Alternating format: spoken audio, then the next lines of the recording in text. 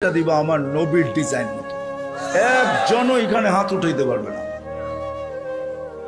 জীবনে একবারও বলে নাই যে আমার নবীর ডিজাইনে আমার চুল কেটে দাও। যদি এখনো কেউ হাত উঠায় হয়তো আমার বয়ান আগে শুনছে এই জন্য কোনোদিন কাটছে।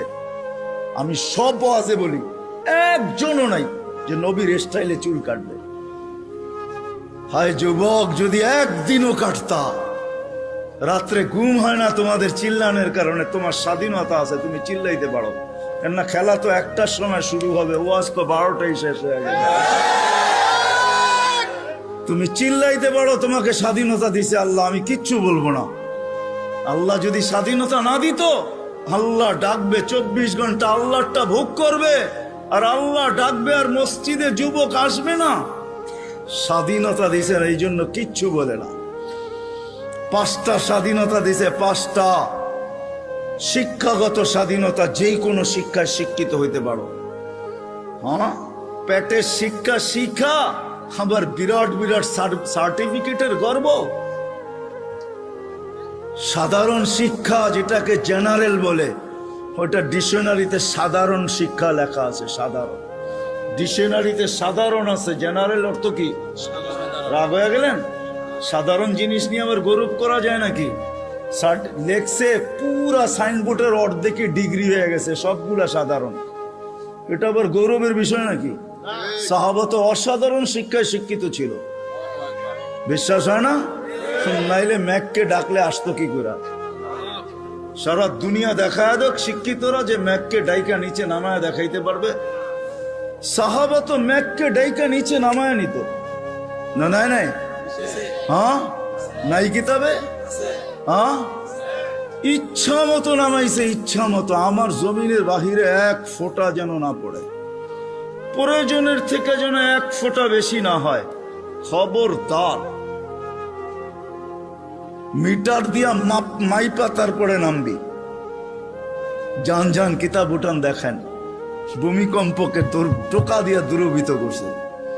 তামিমে দারি রাদিয়াল্লাহু তাআলা আনহুর কবর যখন আমি দেখতে গেছি, তখন মনে মনে ভাবছি, হায় হাত দুইটা যদি রেখা যেতা তাহলে ফায়ার সার্ভিসের প্রয়োজন হইতো না।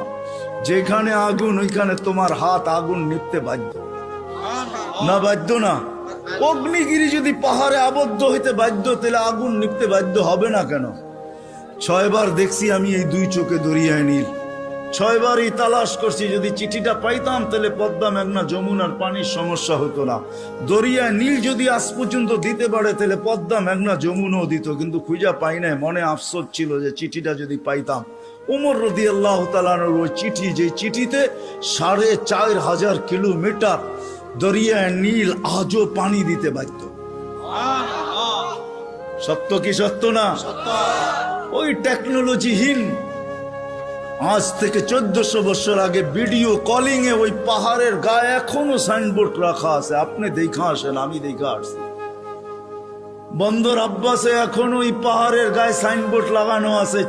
3000 কিলোমিটার দূর থেকে দেখায় দিছে এই পাহাড় সামলা আগে। কোন টেকনোলজি নাই, কোন স্যাটেলাইট নাই। ওইখান থেকে জুমার দিন খুতবায় দাঁড়ায় বসে সারিয়াতুল জাবাল, পাহাড় সামলা আগে না বলে নাই? 1-2 পিলার 27 কিলোমিটার সমুদ্রের উপর দিয়া ঘোড়া ঠক ঠক ঠক ঠক ঠক ঠক করতে করতে দৌড়ে গেছে। আল্লাহ বলছে, খবরদার, স্থলে তো ঘোড়ার পায়ে ধুলা লাগে, যদি পানি খুঁড়ে লাগলা তাহলে খবর আছে। খুঁড়ে পানি পর্যন্ত লাগে নাই। আমি 2 বার গেছি মরক্কো। উকবা বিন নাফে রাদিয়াল্লাহু তাআলা আনহুর কবরে যায় বলছি, সেলুট তোমাকে। আটলান্টিকের পাড়ে ঘোড়া দাঁড় করায় বলছে, লাউ আলিমতু ওয়ারা হাদাল বাহারি আহাদুন মা সাদ্দানি হাদা। হায় হায়, যদি ওই পারে কোনো লোক থেকে থাকে, বলো আমাকে, এই সমুদ্র আমার জন্য বাধা না, আমি ঘোড়া দিয়া পার হব। আটলান্টিক, ক্যাসেপ্লঙ্কা টু নিউ ইয়র্ক 8 ঘন্টার ফ্লাইট, টানা 8 ঘন্টা সমুদ্র পার হইলে তারপরে নিউ ইয়র্ক আসে। আর উনিকে আমি ঘোড়া দিয়া পার হব। ওনারা অসাধারণ বিদ্যায় বিদ্বান ছিল। আমরা তো সাধারণ বিদ্যায় বিদ্বান, এটার গর্ব নিয়ে শেষ করতে পারি না, ঠিক না? যাক, এটা আমার আলোচ্য বিষয় না। আল্লাহ স্বাধীনতা দিছে, যেই কোনো শিক্ষায় শিক্ষিত হইতে পারো, যেই কোনো পেশায় পেশাজীবী হইতে পারো, যেই কোনো সমর্থ থাকলে যেই কোনো সোসাইটিতে বাস করতে পারো, শুধু পাত্তি লাগবে, পাত্তি। নারায়ণগঞ্জ নতুন জেলা হইলো, এটা আগে ঢাকার ভিতরেই ছিল। ঢাকায় বাসায় কয় পাত্তি, পাত্তি। টাকা যদি থাকে দুনিয়ার যেই কোথাও বাস করতে পারো। চতুর্থ, আল্লাহ বাক স্বাধীন মত আদর্শগত স্বাধীনতা দিয়েছেন, নাইলে বাক শক্তি দিবে আল্লাহ, আর আপনি লাউড স্পিকার পায়া বলবেন আল্লাহর বিরুদ্ধে, অথচ আকরাবু মিন হাবলিল ওয়ারিদ, আল্লাহ শাহ রগের চেয়েও কাছে।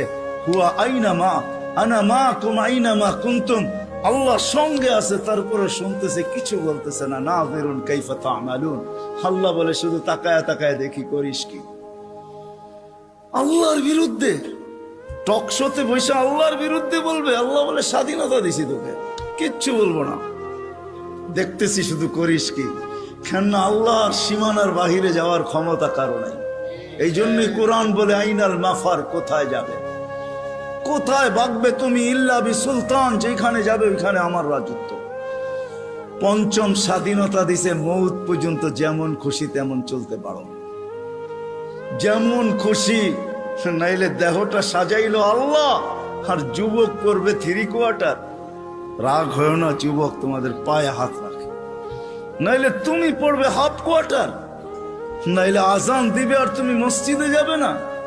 স্বাধীনতা দিছে যেমন খুশি তেমন চলতে পারো, কিচ্ছু বলবো না, আসতে দাও সময়, নাইলে পড়বে বিকেনি। শরীরটা সাজাইলো আল্লাহ, আর ও বিকেনি পড়া ঘুরবে, ঠিক না? কে দিছে এই দেহটা? হ্যাঁ, এটাকে পরিচালনা করে কে? আযকুরুকা ওয়ালা তানসানি, আল্লাহ বলে 24 ঘন্টা তোকে সুরক্ষিত করি।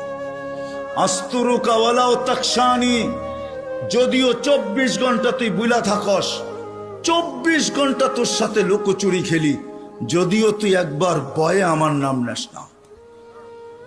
24 ঘন্টা লুকোচুরি। এইখানে যত যুবক আছে বলো, জীবনের নেটের ভিতরে কিনা দেখছো? বলো, কাকে জানতে দিছে আল্লাহ? জানতে দিছে না? গুনাহ নাই আমাদের? হ্যাঁ, না গুনাহ নাই? এমন গুনাহ আছে খুলে, আমার আছে, আপনাদের না থাকতে পারে, খুলা দিলে এখানে বসা কোনো দিন সম্ভব হতো?